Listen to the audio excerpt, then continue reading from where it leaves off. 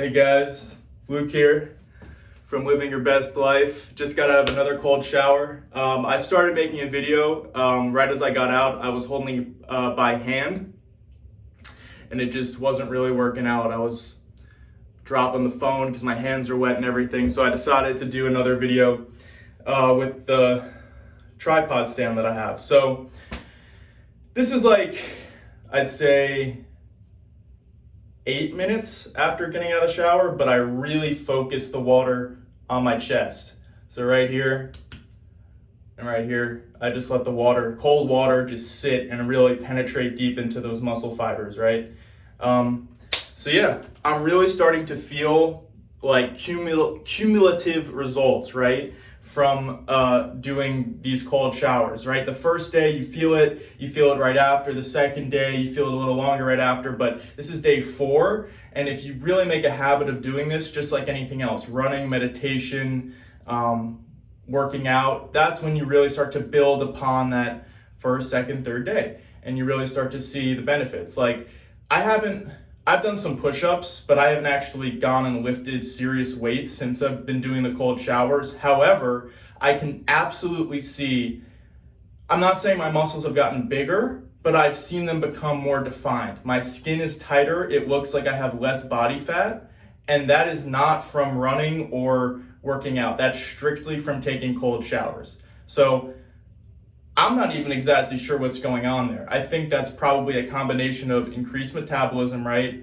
Maybe a little bit of immune system stuff going on, but basically my body is just, like I was saying in that other video, it's another way of almost doing a workout without actually working out. You're putting, it's a little bit, it's not, I wouldn't call it strenuous, but it's shocking. It's a shock to your system.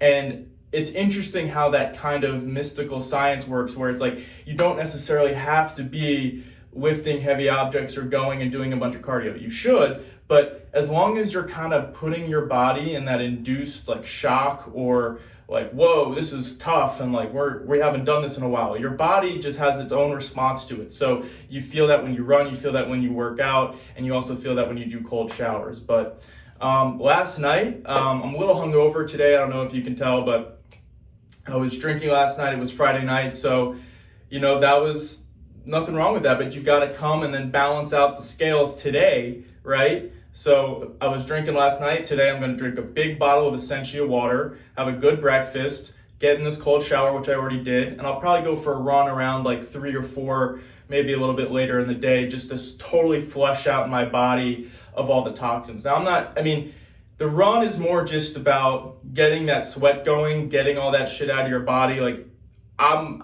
you can go hard if you want. Some days I go harder than others, but when you're hungover, it's really just important that you get out there and do something, right? Like, hey, if you can bust out a fucking badass exercise routine, go for it. You know what I mean? Like, if you have the mental fortitude and toughness to do that, then power to you. And you know what? Sometimes it's only once I start doing that do I go, okay, actually, we're not going to go bitch mode. We're going to really go after it today and really get a workout in. That's really what happens about 8 out of 10 times. But sometimes if you just want to take a quick jog around the neighborhood just to get your sweat going, your blood flowing, and just to kind of get your body back in that healthy mode, that's really the most important thing. So this is day 4. And yeah, man, it's just that a cumulative effect is so awesome. And when you combine it with everything else, I just want to share it with all of you guys.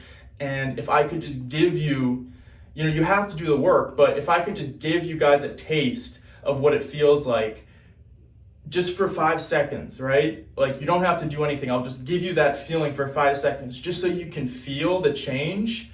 I think you'd be so amazed at really just how much better you could feel on a day-to-day basis, right? A lot of people, when they've got into a routine of, like I have a friend, right? I'm not going to name names, but he's been dealing with depression and, he's had some things go on in his life. Now, let me just preface by saying, like, depression is a real thing, right? And everybody has different levels of depression, okay? But here's my 2 cents on it, right? If you are not doing anything for your health, okay? I'm talking about eating right.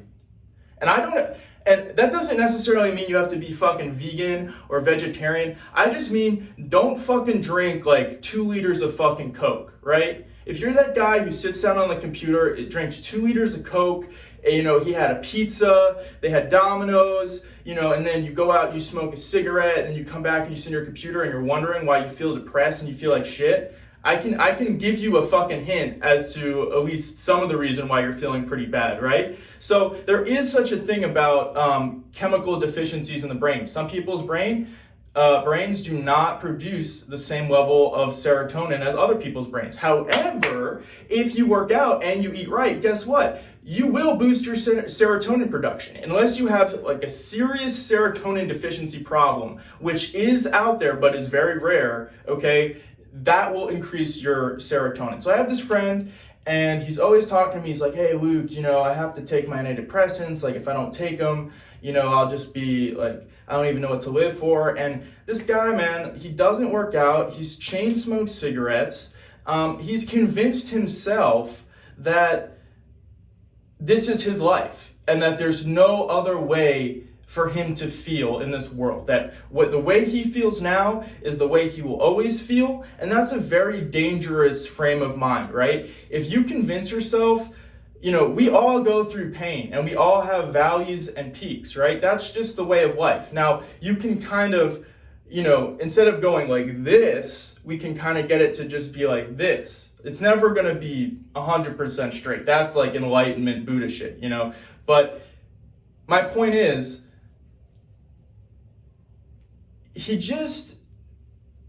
I won't say you have to work at it, right? You can't, if you just accept that you're going through a shitty time in your life and it's never gonna get better, that's how stuff starts to pile on, and that's when things can feel hopeless. But you know what?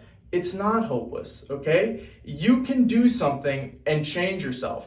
Now, I understand sometimes when you're feeling so low, you don't have the willpower to go and start running. You might go, okay, yeah, Luke's gonna tell me to run, okay, yeah, whatever, and tie my shoes, and I go out and I start running, and you're just, you're not in it, and you're just going, what the fuck is this doing? I'm out here just running around, working my ass off. I still feel like shit, you know, but that's the first step.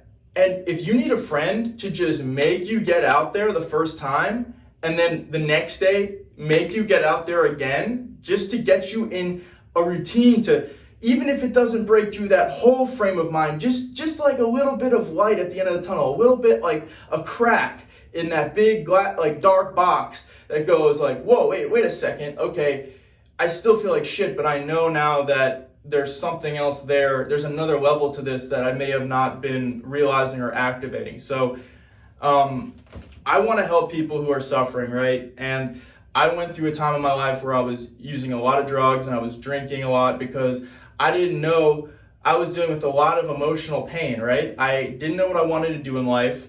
I was going through a breakup, my first real breakup of my life, you know, and that's kind of a, you know, everybody goes through that, but there was a lot of things going on in my life that all kind of compounded on me at a stage in my life when I was really coming into an adulthood.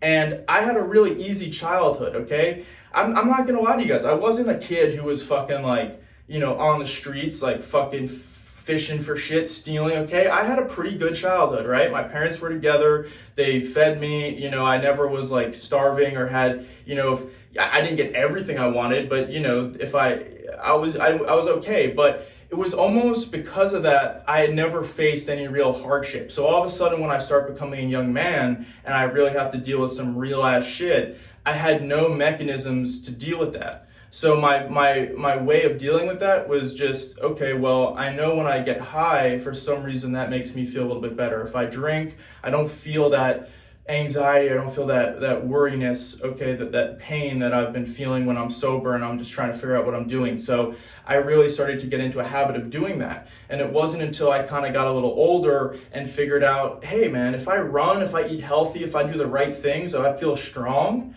you know, I have this background foundation of if hard and difficult stuff comes into my life, I know how to handle it, right? Instead of going and doing something that's gonna harm my body and numb the pain, I'm gonna go and do something to improve my body and incorporate that pain into my life and use it to then build a defense to it. Just like an immune system, right? When something foreign comes into our body goes, whoa, what is this? I don't know what the fuck to do. Like, oh shit. And then all of a sudden your body adapts, it learns how to fight that disease. And if that disease or virus comes into the body again, it's like, bro, we got this. We already know what to do, right? It's the same thing with you and dealing with life's issues, right? And having a healthy foundation allows you to even be in a place to do that. If you are so low that you're just very depressed, when those new things come in, it's like you're not, to use that analogy again, it's like your body doesn't even have the ability to start learning how to fight those things, right? Because it's already fighting another bigger issue, right? So all I'm asking is that if you're feeling low, if you're feeling depressed, if you have a habit that is unhealthy for you, you're not going to change it overnight, but just try doing one thing in your life that is good for you and see how you feel. And if that's only take a hot shower, if that's only turning the faucet to the left for 3 seconds, okay? And then turning it back and embracing that suck for 3 seconds, then do it, right? And if you go, oh my God, that sucked, but you know what's going to happen? When you're under that hot water again, you're going to have this feeling in you that goes, wait, I can do that for longer. Now all of a sudden, the thing that's comforting is almost uncomfortable. Do you see what I'm saying? And you can actually switch that whole frame of mind, frame of reference, so you actually become uncomfortable with comfortable things. And that's how you really begin to excel and take off. So I'm going to leave it there. Live your best life, guys. I'm going to go dry off, eat a nice breakfast, and start my day. So Luke here with Living Your Best Life, and I hope all you guys are doing well. And yeah, have a good day, guys. Take care.